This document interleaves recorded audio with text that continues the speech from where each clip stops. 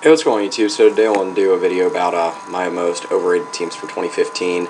So yesterday I did the best value bets, and if you guys have watched a lot of my college football videos, then you know which teams by now I pretty much think are underrated and overrated for the year.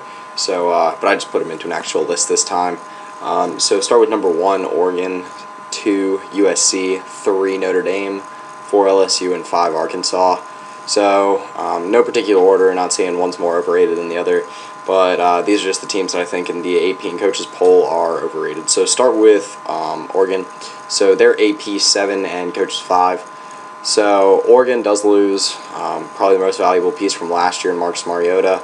Not really sure who's going to start yet, whether it's going to be Lockie or Vernon Adams. Not saying that they're incapable quarterbacks. Oregon does have a lot of returning talent. But at the same time, you lose a player that was your previous Heisman winner, pretty much the reason why you got to the national championship, and also including the fact that the Pac-12 is so much improved this year, including Stanford in the Pac-12 North, then I just don't see Oregon being rated that high. Definitely don't see him finishing that high at the end of the year. So next one is USC. Now I know USC comes with a lot of preseason hype every year. It's nothing new.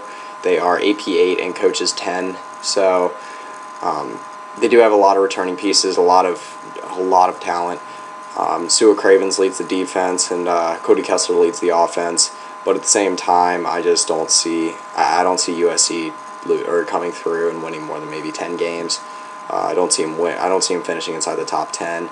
I do see Cody Kessler having a phenomenal season, but I really do think it stems with the coaching staff.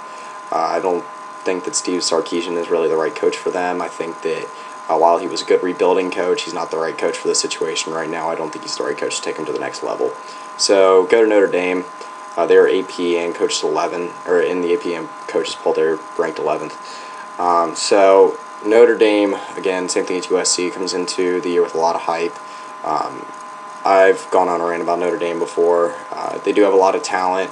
It's just Malik Zaire is so unproven that I don't see how Notre Dame's ranked so high, especially after losing, 5 and 6 games to finish the year last year, and then barely edging out LSU in their bowl game. Next is LSU. So LSU is 14th in the AP poll and 13th in the coaches poll. So LSU, if you guys notice a pattern here, pretty much all these teams are, I'd say the last 2 or 3 I've mentioned are pretty overrated to start every year. They always get a lot of media hype. It's just the way things go. So LSU, I'm not saying they're going to be a bad team this year. Like I said, if you guys saw my final college football top 25 predictions, then I think I had them around 18. I just don't think they're going to finish inside the top 15.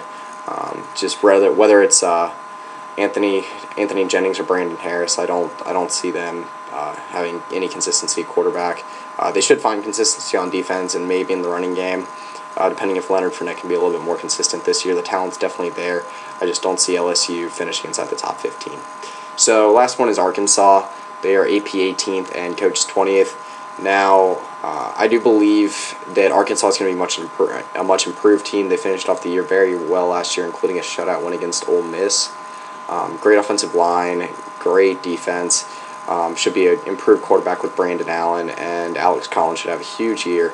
Now, they're also in the toughest division in college football, in my opinion. The SEC West is a brutal division.